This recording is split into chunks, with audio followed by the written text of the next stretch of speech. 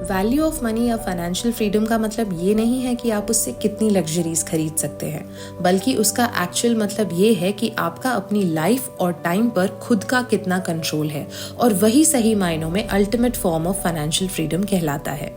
Psychology of money किसी भी ऐसे इंसान के लिए एक मस्ट रीड बुक है जो अपनी लाइफ में बेहतर फाइनेंशियल डिसीजंस करना चाहता है और मनी के साथ लॉन्ग टर्म में एक हेल्दी रिलेशनशिप डेवलप करना चाहता है। ये बुक हमें सिखाती है कि कैसे हमें अपने फाइनेंशियल गोल्स को क्लियरली ले आउट करना चाहिए और कमिटमेंट के साथ एक गेम प्लान डिसाइड करना चाहिए और उस पर स्टिक करना चाहिए, दूसरों को इम्प्रेस करने के लिए या दूसरों से इन्फ्लुएंस होकर अपने फाइनेंशियल गोल्स कभी ना बनाएं।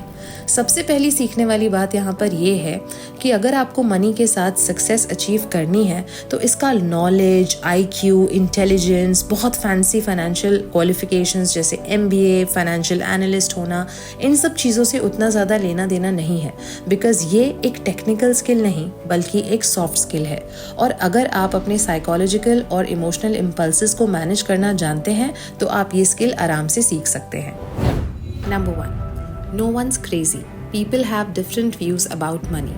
किन्हीं लोगों के लिए पैसा कमाना या पैसा होना सारी खुशियों का एक राज है और कई लोगों के लिए सारे दुखों और आफतों की एक जड़। लोगों का मनी को लेकर पर्सपेक्टिव डिफरेंट होता है। लोगों की नीड्स अलग होती हैं डिपेंडिंग ऑन कि किसने अपनी लाइफ में मनी की स्कैसिटी देखी है और किसने मनी अबंडेंस में देखा है। किसी के गोल्स होते हैं pension, college, vacation, house, medical, इस तरह की नीड्स के लिए पैसा सेव करना, जिनके लिए फिर ये बहुत ज़रूरी होता है कि वो अच्छा पैसा कमाएं। और कई लोग जिनके पास बहुत सारा पैसा होता है, कई बार वो अपनी लाइफ के ट्रबल्स के लिए भी उस पैसे को जिम्मेदार ठहराते हैं। तो इसीलिए अल्टीमेट बात ये है कि आपका अपने मनी को ग्रो करने का और मेंटेन करने का अपना खुद का एक पाथ हो सकता है जो दूसरे इंसान से अलग हो सकता है।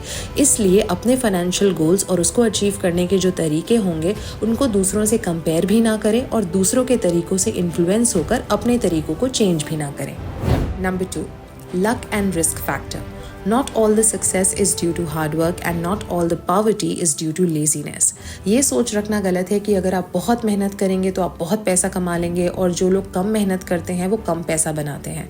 काफ़ी हद तक ये सही भी है और ये अप्रोच हमें फॉलो भी करनी चाहिए, क्योंकि ज़्यादा हार्डवर्क करने से ऑफकोर्स आपके ज़्यादा पैसा बनाने के चांसेस बढ़ते भी हैं। लेकिन हर बार ये टेक्निक काम नहीं आती क्योंकि लक फैक्टर बीच में आ जाता है। फॉर एग्जाम्पल, अगर आप माइक्रोसॉफ्ट का नाम सुनते हैं तो पहला नाम जो आपके दिमाग में आता है वो है बिल गेट्स। लेकिन आप में से कितने लोग ये जानते हैं कि माइक्रोसॉफ्ट के एक को-फाउंडर भी थे, पॉल एलन, जो कि बिल गेट्स के क्लासमेट थे। शायद ही कुछ लोगों ने उनका नाम सुना होगा। साथ ही में उनके एक बहुत ही क्लोज फ्रेंड थे, केंट एवांस, जिनको इक्वली उतना ही पैशन और इंटरेस्ट था कंप्यूटर्स में और उनकी स्किल सेट भी बिल गेट्स के बराबर थी। लेकिन माइक्रोसॉफ्ट के लॉन्च से पहले ही एक माउंटेनियरिंग एक्सीडेंट में, इससे पहले कि वो ग्रेजुएट हो पाते, एवंस की मौत हो गई और इसीलिए हम में से कई लोग उनका नाम जानते ही नहीं हैं। ऐसा कितना रेयर होता है कि हाई स्कूल के एक स्टूडेंट की मौत एक माउंटेनियरिंग एक्सीडेंट में हो जाए। लेकिन शायद इसी को लक कहते हैं कि आज लोग बिल गेट्स को जानते हैं लेकिन केंट एवांस को नहीं।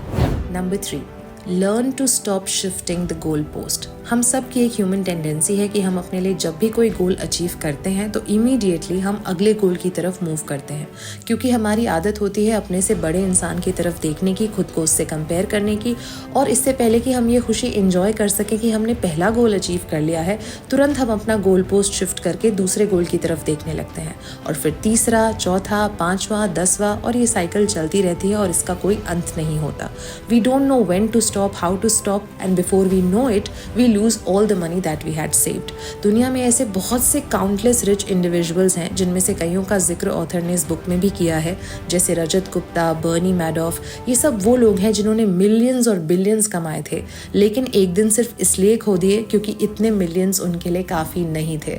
उनको और ज़्यादा दुगना 4 गुना करने की कोशिश में उन्होंने वो भी खो दिया जो उनके पास था। Number 4, leverage the power of compounding. Good investing का ये मतलब नहीं है कि आपको हमेशा हाईएस्ट रिटर्न्स कमाने के बारे में सोचना है, क्योंकि वो आपके कंट्रोल में नहीं है। हाईएस्ट रिटर्न कमाना एक तरह का वन ऑफ हिट केस है जो कि कभी ना कभी किसी ना किसी की लाइफ में बाय चांस हो ही जाता है, लेकिन हम सब प्रिडिक्टेबिलिटी के साथ नहीं कह सकते कि उसका क्या श्योर शॉर्ट फॉर्मूला है, और इसलिए इस फॉर्मूला को हम रिपीट नहीं कर सकते। Good investing sense basically is about earning pretty decent और good consistent returns that you you can actually stick with, and they can be repeated for the longest period of time. And that's how you will be able to make the best use of compounding. Author ने यहाँ पर Warren Buffett का example हमें देके समझाया है। हम सब जानते हैं कि वॉरेन बफेट कितने एक्सीलेंट इन्वेस्टमेंट स्ट्रैटेजिस्ट हैं। उनका काफ़ी बड़ा पोर्टफोलियो है और वो एक बिलियनर हैं और उनकी नेटवर्थ मिलियंस में है। लेकिन आप में से कितने लोग जानते हैं कि वो कंसिस्टेंटली इन्वेस्ट कर रहे हैं फ्रॉम द एज ऑफ 10।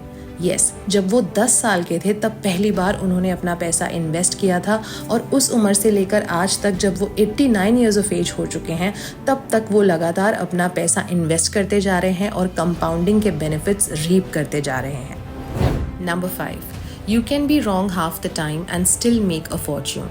अगर आपके कोई फाइनेंशियल डिसीजंस गलत साबित हो जाते हैं, आपसे कोई गलती हो जाती है, तो ऐसे में घबराना नहीं है।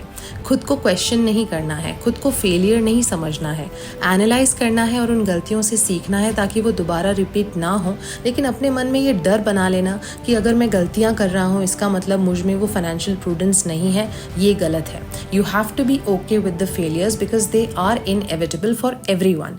ऑथर ने यहाँ वॉरेन बफेट का एग्जाम्पल हमें दोबारा दिया है कि कैसे उन्होंने अपनी पूरी लाइफ में 400 से 500 स्टॉक्स में इन्वेस्ट किया, लेकिन अगर आप स्टेटिस्टिकली देखेंगे he has been able to make the majority of his money from only 10 of them। यानी after investing in 500 different stocks, उनके सिर्फ 10 ऐसे स्टॉक्स थे जिन्होंने उन्हें मिलियनर बिलियनर बनाने में इतना बड़ा रोल प्ले किया। और बुक के एंड में आखिरी चैप्टर के थ्रू ऑथर ने जितने भी 20 चैप्टर्स के बारे में इस बुक में बताया उन सभी की बुलेट पॉइंट्स के फॉर्म में एक समरी दी है। तो अगर उस बात की जिस्ट आप समझें तो आप ये पाएंगे कि आप में जितनी कम ईगो होगी आप उतनी वेल्थ ज़्यादा अचीव कर पाएंगे। अगर आपकी ego is directly related to कि लोग आपके बारे में क्या सोचते हैं, कि आपने कैसे ब्रांड के कपड़े पहने हैं, आपके पास कौन सी गाड़ी है, कौन सा फ़ोन है, कैसा घर है, अगर आप इस स्टेटस ट्रैप में फंस गए तो आप सही मायनों में कभी वेल्दी बन नहीं पाएंगे, क्योंकि आप सिर्फ उन चीज़ों पर पैसे खर्चेंगे जो दुनिया को ये दिखाने में कामयाब हो सके कि आपके पास पैसे हैं। और इस चक्कर में फंसकर आप अपने लिए कभी रियल वेल्थ क्रिएट नहीं कर पाएंगे और कभी ultimate form of financial freedom experience नहीं कर पाएंगे। दूसरी बात यहाँ पर यह है कि मनी कमाने से ज़्यादा इम्पॉर्टेंट स्किल ये है कि मनी को मैनेज कैसे किया जाए और उसे सेव कैसे किया जाए, ताकि आप उसे अपनी लाइफ टाइम में अगर बढ़ा भी ना सकें तो कम से कम उसे खोएं भी नहीं। इस बुक में ऑथर ने बहुत सारे एग्जाम्पल्स, चार्ट्स, ग्राफ्स और ट्रेंड्स के थ्रू हमें ये समझाने की कोशिश की है कि कैसे जो ट्रेडिशनल इन्वेस्टिंग के मेथड्स हैं हम अगर उन्हें थोड़ा सा स्मार्ट होकर यूज़ करें और पैसों को अच्छे से सेव करें तो अपने थोड़े अमाउंट के कॉर्पस को भी हम एक लार्जर सम और पोर्टफोलियो में ग्रो कर सकते हैं।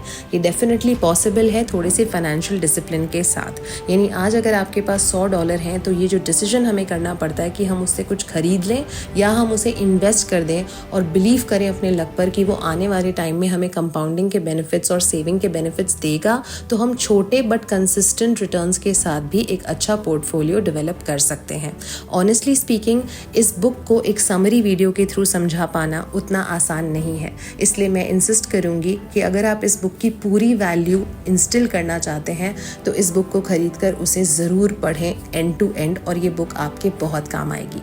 उम्मीद करती हूँ कि इस वीडियो के थ्रू आपको थोड़ी वैल्यू मिली हो। अगर ये वीडियो आपको अच्छी लगी तो वीडियो को लाइक करें और चैनल पर पहली बार आए हैं तो सब्सक्राइब ज़रूर करें। Thanks so much for watching.